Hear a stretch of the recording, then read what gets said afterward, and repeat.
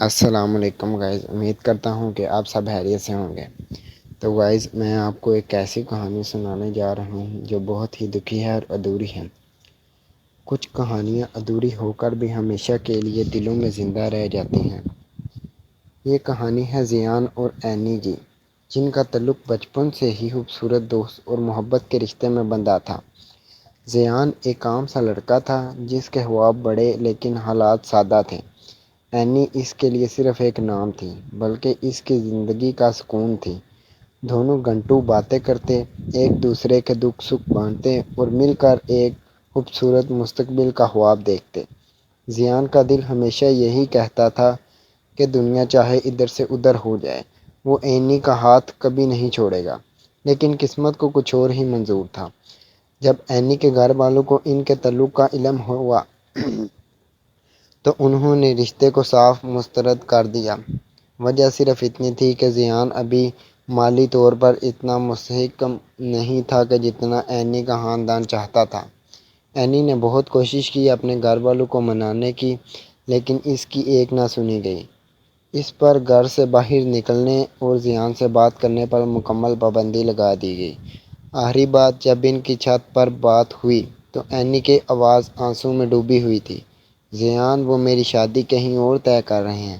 میں بہت لڑائی کی لیکن میں اپنے ماں باپ کی عزت بھی نیلام نہیں کر سکتی، مجھے معاف کر دینا۔ زیان کے پاس الفاظ ختم ہو چکے تھے، لیکن اس کا دل چاہا کہ وہ وقت کو روک لے، لیکن وہ خاموش رہا۔ اس نے اینی سے صرف اتنا کہا، تم کہاں جا رہی ہو؟ جہاں بھی جا رہی ہو، ہمیشہ خوش رہنا، میری محبت میں تمہارے لیے کوئی کمی نہ تھی۔ شادی والے دن زیان دور ایک درخت کے سائے میں کھڑا اینی کی ڈولی اٹھتے دیکھتا رہا۔ اس کے سینے میں ایک ایسا درد تھا جو چیخ کر بھی بیان نہیں ہو سکتا تھا۔ اینی چلی گئی، اس کے ساتھ ہی زبان کی زندگی کا ہر رنگ بے رخصت ہو گیا۔ سال گزر گئے، زیان نے محبت کی کامیابی بھی حاصل کی اور اس کے دل کا زاویہ بھی کبھی بھر نہ سکا۔ وہ آج بھی شام کے وقت اسی پرانے راستے پر اکیلا بیٹھتا ہے۔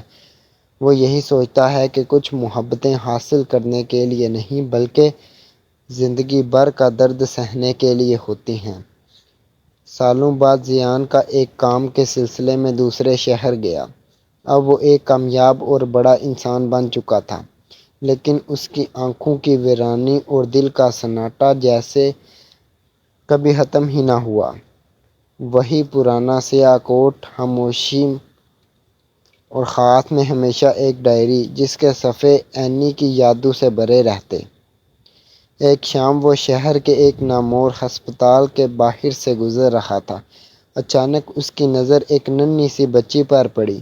وہ سڑک کے کنارے بیٹھی رو رہی تھی اور اس کے ہاتھ سے ایک کھلونا گر گیا تھا۔ زیان نے آگے بڑھ کر وہ کھلونا اٹھایا اور بچی سے اس کا نام پوچھا۔ میرا نام اینی ہے، بچی نے اپنی معصوم آنسوں پوچھتے ہوئے کہا۔ یہ نام سنتے ہی زیان کے قدم جم گئے، اس کا دل زور سے دھڑکا۔ اس سے پہلے کہ وہ کچھ اور پوچھتا، پیچھے سے ایک جانی پہچانی لیکن کمزور آواز آئی، اینی بیٹا کہاں ہو؟ زیان نے مڑ کر دیکھا تو اس کے پاؤں تلے سے زمین نکل گئی۔ سامنے اینی کھڑی تھی، لیکن وہ ماضی والی شاداب اینی نہیں تھی۔ زرد چہرہ، آنکھوں کے گرد گہرے حلقے اور ہاتھوں میں بے بسی۔ اس نے اپنے تمام دکھ اپنی بیٹی کے نام پیچھے چھپا رکھے تھے۔ دونوں کی نظریں ملیں۔ کچھ لمحوں کے لیے وقت جیسے تھم گیا۔ نہ زیان کچھ بول سکا، نہ اینی کے لبوں سے کوئی لفظ نکلا۔ اینی نے اپنی بیٹی کا ہاتھ تھاما اور صرف التجا بھری نظروں سے زیان کو دیکھا، جیسے کہہ رہی ہو، مجھے میری حالت پر ہی رہنے دو۔ اینی بغیر کچھ کہے اپنے شوہر کے ساتھ ہسپتال کے گیٹ کی طرف بڑھ گئی۔ زیان نے دیکھا، وہ ایک سائے کی طرح اپنے فرض نبھا رہی تھی۔ اس کی روح شاید اسی دن مر گئی تھی جس دن اس کی ڈولی اٹھی تھی۔ زیان نے محسوس کیا کہ بچھڑنے کا دکھ اپنی جگہ، لیکن محبت کو اس حال میں دیکھنا سب سے بڑا عذاب ہے۔ اس نے اسی رات اپنی ڈائری پر آخری سطریں لکھی: ہم دونوں جیت کر بھی ہار گئے، میں اس کے بغیر اکیلا رہا، اور وہ سب کچھ روتے ہوئے بھی تنہا رہ گئی۔ کچھ کہانیاں کبھی مکمل نہیں ہوتی، وہ بس سانسوں کے ساتھ چپ چاپ چلتی ہیں۔ ہسپتال کے اس موڑ کے بعد زیان کے قدم مزید وزنی ہو گئے۔ اسے اندازہ ہو چکا تھا کہ اینی صرف ظاہری طور پر بیمار نہیں بلکہ اندر سے بھی بالکل ٹوٹ چکی ہے۔ وہ اس کی زندگی میں دوبارہ جا کر کوئی طوفان نہیں لانا چاہتا تھا، لیکن اس کا دل اینی کی یہ حالت دیکھ کر سکون سے بیٹھنے نہیں رہا تھا۔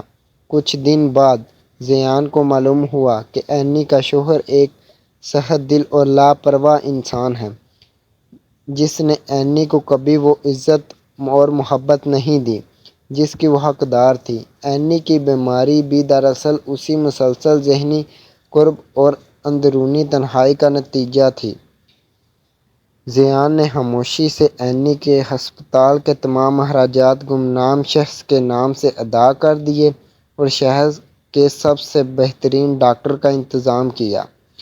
وہ خود کو کبھی اینی کے سامنے نہیں گیا، لیکن ہر روز دور کھڑے ہو کر اس کی صحت کی خبر لیتا۔ ایک شام ڈاکٹر نے اینی کے ہاتھ میں ایک لفافہ تھما دیا اور کہا، یہ ایک ایسے انسان نے دیا ہے جو آپ کو کبھی ہارا ہوا نہیں دیکھنا چاہتا۔ اینی نے کانپتے ہوئے ہاتھوں سے لفافہ کھولا۔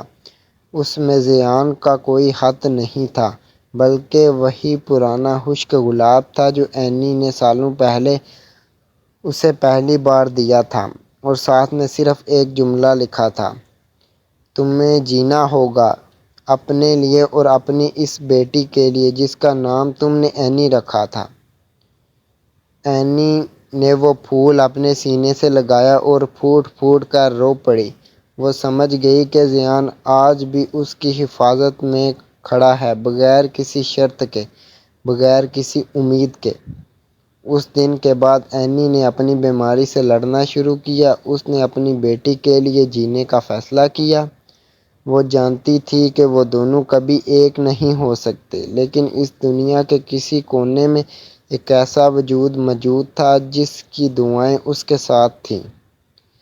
زیان نے وہ شہر ہمیشہ کے لیے چھوڑ دیا، لیکن اس کے بار اس کے دل میں درد کے ساتھ ایک عجیب سا سکون تھا۔ اسے معلوم تھا کہ وہ سچی محبت کا مطلب کسی اور کو حاصل کرنا نہیں